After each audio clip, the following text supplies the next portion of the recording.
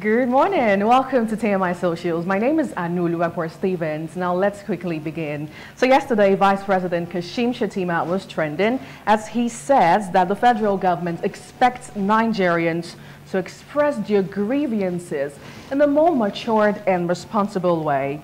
Now he spoke on Saturday at the 29th pre-Ramadan lecture organized by the University of Lagos Muslim Alumni. Shettima said the government could have adopted an easier alternative to its recent policies if the options were viable. Several states, including Lagos, Imo, Kaduna, and Oyo, have in the past weeks staged protests to express their reservations over the hunger and high cost of living in the country. Now let's get to your reactions on social media. Olami says, when you were begging people to vote for you, you didn't tell mother to vote responsibly.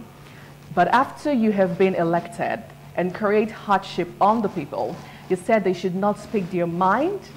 Your mind go touch the ground soon, pretty much. And then the other one says, was dollar increasing in a responsible and mature manner? Question, I would say. Question and food for thought. Moving over, Bunel says, he is the type to beat a child and turn around and act surprised while the child is crying. If you know, you know. Moving over, official Pascal Manfa says, the hardship is not expressing itself in a responsible manner, sir. Hunger usually has no respect. May the Lord help us. Amen. A big amen to that. And this one, V. Vogie says, he is only saying you should be hungry with class and decorum. Now, is that even possible? Really, is that possible to be hungry with class and decorum? Remember to say, an hungry man is an hangry man. Moving over to Lagos, where yesterday, hashtag Herbert Wigwe, the late Herbert Wigwe, was trending, as it says that Aliko Dangote, Nigerian billionaire and founder of Dangote Group, has named the road leading to his oil refinery after Herbert Wigwe. Wigwe was the group chief executive officer of Access Holdings Plc, a Nigerian financial institution. Dangote revealed this while paying homage to Wigwe during a tribute by professionals yesterday. Wigwe, alongside his wife, son, and Abimbola Ogunbanjo, the former group chairman of the Nigerian Exchange Group PLC, were involved in a helicopter crash in the United States on February 10th, 2024. Let's move over to Lagos to listen to Dangote verbatim. Herbert's wise counsel and relentless support was central to the growth and expansion of our organization, the Dangote Group.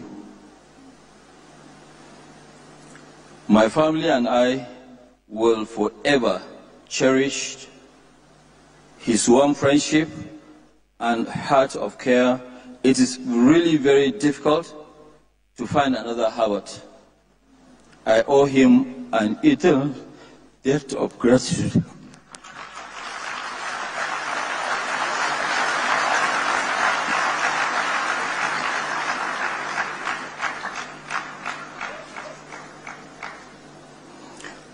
Although Herbert never joined the military line, he could be referred to as a soldier of courage and distinction. The incredible courage he exemplified in overcoming adversity and the discipline he manifested in achieving managerial standards of the highest order was awesome.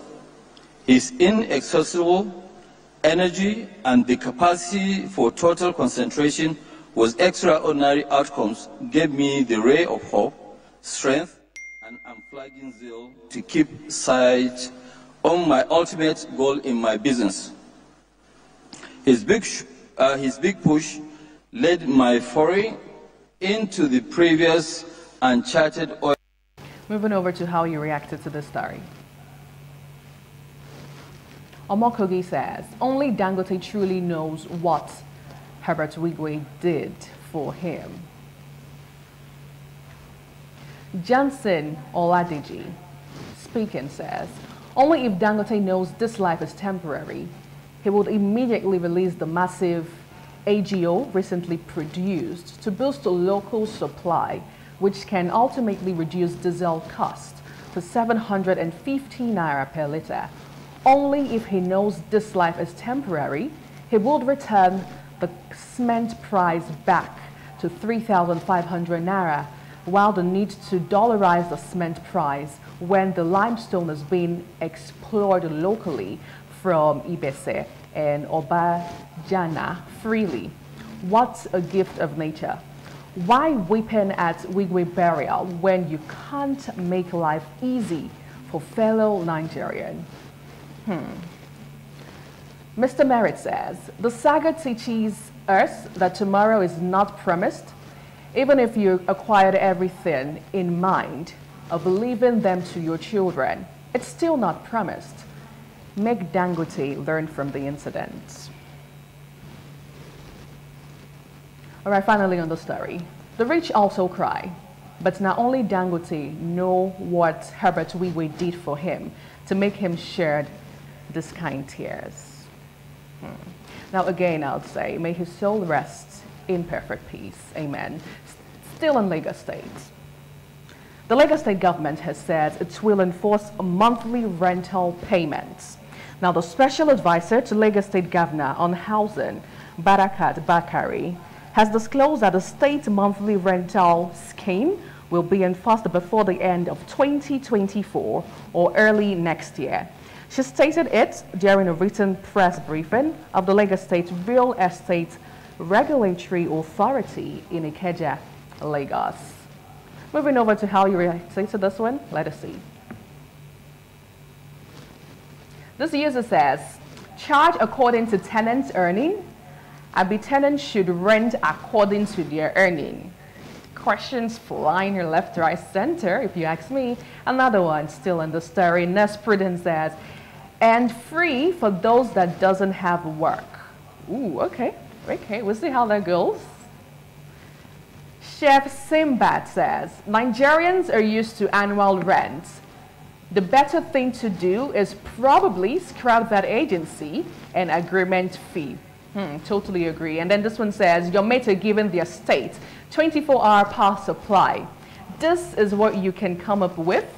Misplaced priorities at its finest. All right, is there another reaction still on the story? Let's see another reaction still on the story. Okay, we'll move over to Ondo State. Yes, let's move over to Ondo State, where yesterday it was trending. The widow of the late former governor of Ondo State, Rotimi Akeredolu, that's Betty Akeredolu, has knocked her husband's niece, Funke Akeredolu Aruna, for supporting the incumbent governor, Lucky Ayedatiwa, ahead of the governorship election in the state. Now, in a post on her Instagram page yesterday morning, Betty described Funke as shameless, adding that time will tell if she is truly lucky. Now, can we have the Instagram post where she made all of those remarks? Let us see.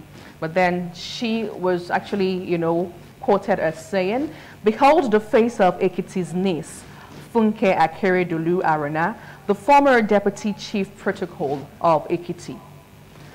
Shamelessly parades as I am lucky.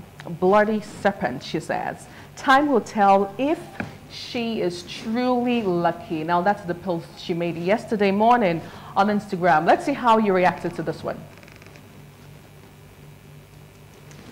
Boju says, once the affairs of the state continue, this woman is power drunk. Power drunk, you say. Another one says, Madam, stop fighting the governor and his backers. He is constitutionally qualified to sit in that office. You can't replace your husband. Please calm down and mourn your loss. May Ekiti continue to rest peacefully in the Lord. Amen. A big amen. Another reaction on this one. Daniel Peters says, the late governor Akeredolu's family seems to be divided in their support for the current administration, with Betty openly opposing her husband's niece stance. Well, only time will tell really what is going on in Ondo State. And this one says, if this is true, then something is wrong. As at this time, she is expected to be silent, considering the exit of her husband. And a few months ago, she should also realize that everybody has liberty to make choices in a democratic setting. All right, and then with that, we come to the end of TMI Socials for this morning. Thank you so much for joining me. My name is Anuoluwapo Stevens.